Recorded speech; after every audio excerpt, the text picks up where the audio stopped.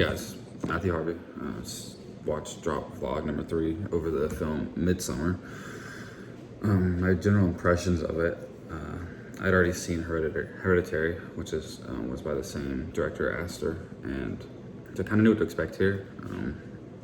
If I knew it would be something like that, and I was right. It was disturbing. Had a lot of things about grief in it and mental health and things of that nature.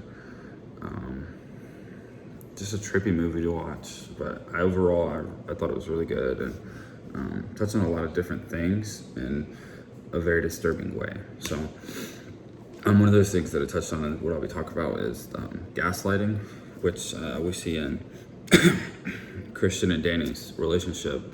We see Christian gaslight Danny, make her feel like she's the one that's in the wrong all the time, and she's, mentally, what would it be? Like she's just all over him, right? We said, especially in the scene where she asked him about Sweden, and she's not being confrontational at all, and he's just trying to switch it and make it like she's the bad guy, right? Defend himself. But what I actually wanted to look at was how the film uses the fire imagery to actually show that gaslighting, and then even show the switching of the gaslighting, and how that illustrates Danny's overcoming of Christian's mental abuse on her. So there's a couple scenes I want to talk about. The first scene, it comes in about an hour into the film, and it's right after they've done the first ritual that disturbs Danny, Christian, Josh, and the rest of their group, and it's when the old man and woman jump off the cliff. So right after that, the old man is being taken to the fire to be burned, and as the flame shows, the movie used this technique called dissolving, which is a video transition technique. What that means is one scene blends into another scene while the others, this other scene's imprint is still there. And so as the fire shows, it dissolves into Danny sitting down actually in the fire. And then it goes to the next scene, which follows up with Christian. Oh, my phone's slipping. Which follows up with Christian walking up to her and talking to her.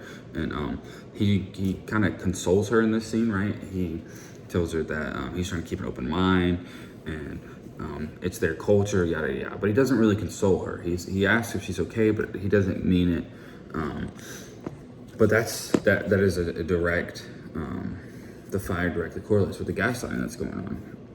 And now the next thing I want to look at is an hour, about almost 2 hours in. It's right after she's won the dance, and they're taking her on the cart, right? And then they bury the meat with egg yolk, and then they put the dirt over it. And then one of the girls literally passes her a torch, a flame. And while this is going on, Christian has done that weird sex ritual with the other girls.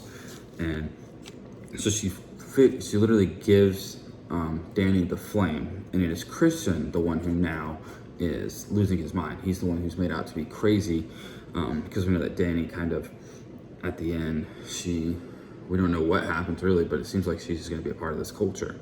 Now the last scene I want to look at, where we see the actual fire used to show the gaslighting, is the very end of the movie, when the Christian is being burned down in the yellow cabin, and as the fire, we see the shed burning, it does that same dissolving method where it dissolves into Danny's face looking at the fire, and then she begins to smile.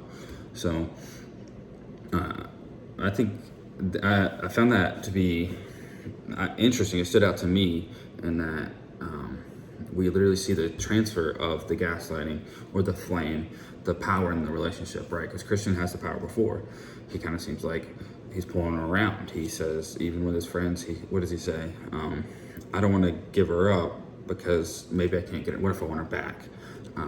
But by the end of the movie, that flame, the torch, is literally passed, and it is Danny who's in control, and then she takes over in the relationship, and she escapes his mental abuse, and the smile reflects that freedom that she has now from that relationship. So that's the concept I wanted to focus on. I feel like there are a lot of ways I could have gone with this movie, but I wanted to try to look at something with the filming technique and um, literally the passing of the torch there, you know, it kind of all lined up for me. The question I wanted to ask though, and this is something that I thought about talking about, in the film we see a lot of positive energy and the brightness of the place.